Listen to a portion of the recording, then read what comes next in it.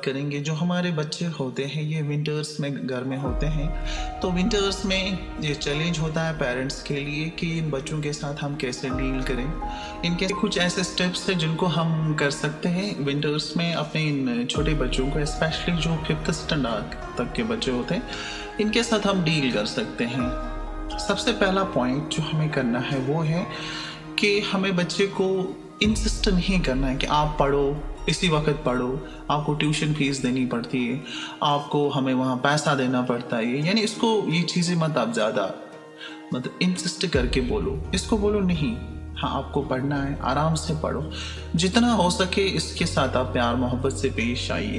देखिए मैं आपको एक चीज़ बोलूँगा वो ये कि हर एक बच्चा यूनिक होता है और हर एक बच्चे में कोई ना कोई यूनिकनेस होती है।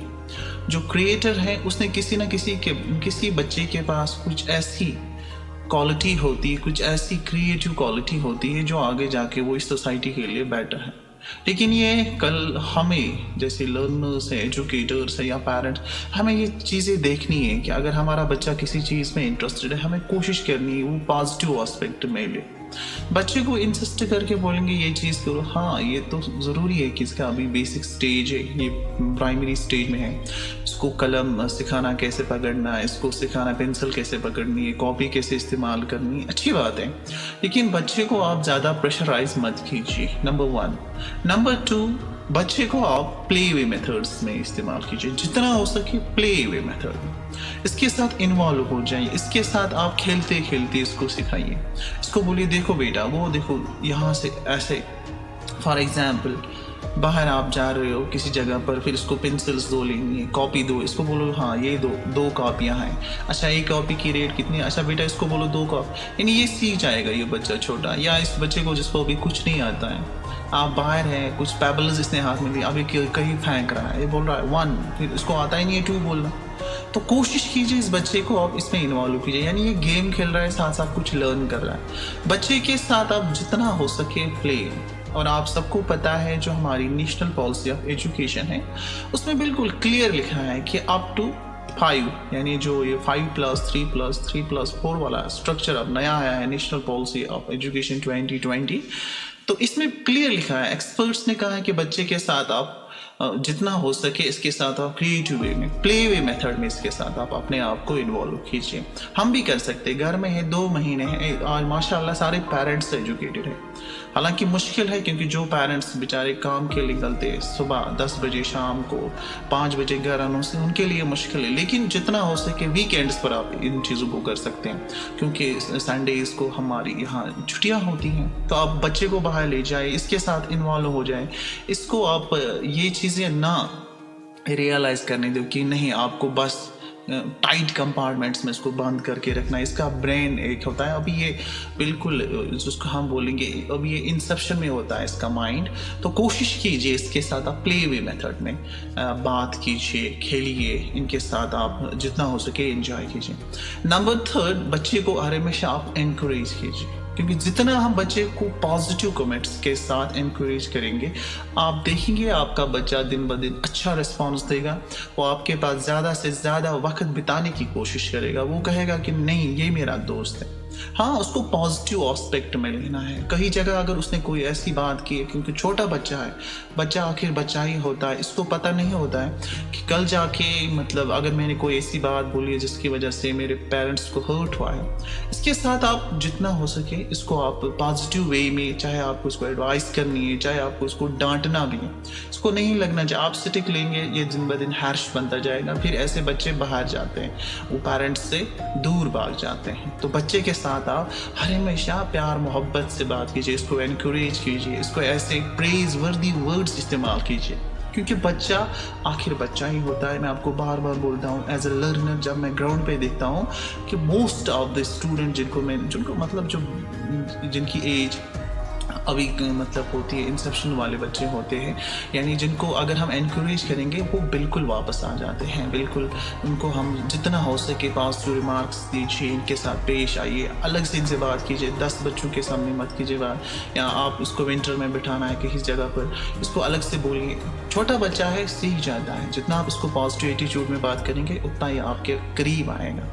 नंबर नेक्स्ट जो आपका बच्चा है ये किसी से कम नहीं है। ये बात आप माइंड में रखिए। मैंने पहले भी कहा है कि आपका बच्चा यूनिक है, ये कुछ भी कर सकता है, लेकिन ये आप तक है। आप उसको विंटर में ले रहे हो, इसको सिर्फ पीट रहे हो, मार रहे हो कि नहीं आपको ये काम करना है बाय हुक। नहीं, जितना आप इसको अच्छी तरीके से पेश आएंगे ना, इसको हौसला देंगे, इसको देखो ज़रूरी नहीं है कि कोई बच्चा है वो 2 वर्ड्स को विद नो टाइम पिकअप करता है।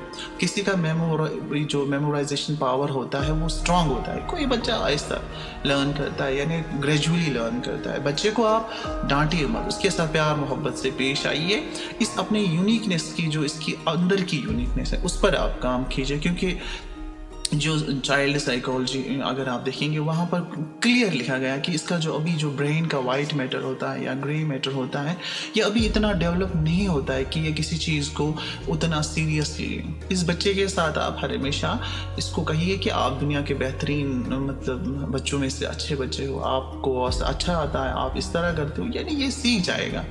जितना हो सके इसके साथ आप पॉजिटिव वे में जब बात करेंगे तो आपका बच्चा यूनिक है, ये खुद समझ आएगा। नहीं, लास्ट में क्या होता है कि जब ये बच्चे ने इन चीज़ों को देखा, इसने परखा कि नहीं ये चीज़ें अच्छी हैं, मेरे पेरेंट्स मुझ पर भरोसा कर रहे हैं, इन्होंने कहा है कि मैं इन्होंने मुझे खेलने के लिए टाइम दिया, इन्होंने मुझसे अच्छी तरह बात की, इन्होंने मेरे साथ खेला, इन्होंने मुझे अच्छी चीज़ें देकर दी हैं, तो लास्ट में वो डेफिनेटली उसकी थर्स्ट बढ़ जाएगी, उसकी प्यास बढ़ जाएगी। वो खुद ब खुद बोले नहीं अब मैं पढ़ूंगा, अब मैं इस A to Z जिसको याद करना है या वट एवर होमवर्क होगा वो आप देखेंगे वो खुद ब इस काम को करेगा। इसी तरह आप जो इनके जो विंटर के 2 महीने होते हैं इसको आप 15 डेज में डिवाइड कीजिए।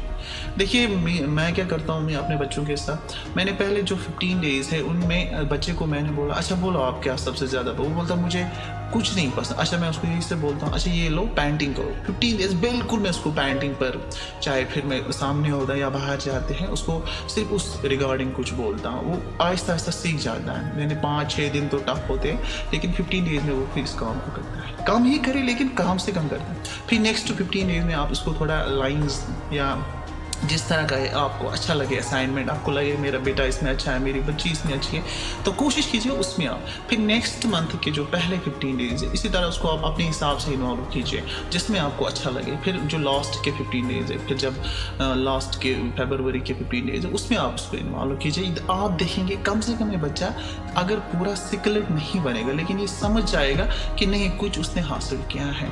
मैं आपको वंस अगेन कहता हूँ आपका बच्चा सबसे यूनिक बच्चा है। अपने बच्चे को अपने हिसाब से तरबियत दीजिए और एज अ लर्नर मैं कहूँगा, एज एन एजुकेटर कहूँगा, अब हर एक बच्चा कोई ना कोई क्वालिटी ज़रूर रखता है, इसलिए अपने बच्चों के साथ प्यार मोहब्बत से पेश आइए। और ये जो विंटर के महीने हैं इनमें जितना हो सके प्ले वे मेथड में डिवाइड कीजिए अपने टाइम को, कोशिश कीजिए इनके साथ टाइम देना, तो ये सीख जाएंगे। बिकॉज आज का ग्लोबल वर्ल्ड इतना टफ है कि आपके पास सब कुछ हो के भी आपका बच्चा आपके सामने नहीं होता है, वो पता नहीं कहाँ होता है। तो कोशिश कीजिए जितना हो सके बच्चे के साथ इन्वॉल्व रहिए, इसके साथ खेलिए, इसके साथ जितना हो सके मतलब मस्ती में रहिए। इसको लगना चाहिए नहीं ये पेरेंट्स मेरे दोस्त, ये सब कुछ है, मतलब इस हद तक कि बच्चा आपको कल हर एक बात बोल सके बिना डर के, बिना झिझक के, बिना किसी खौफ के। Thank you.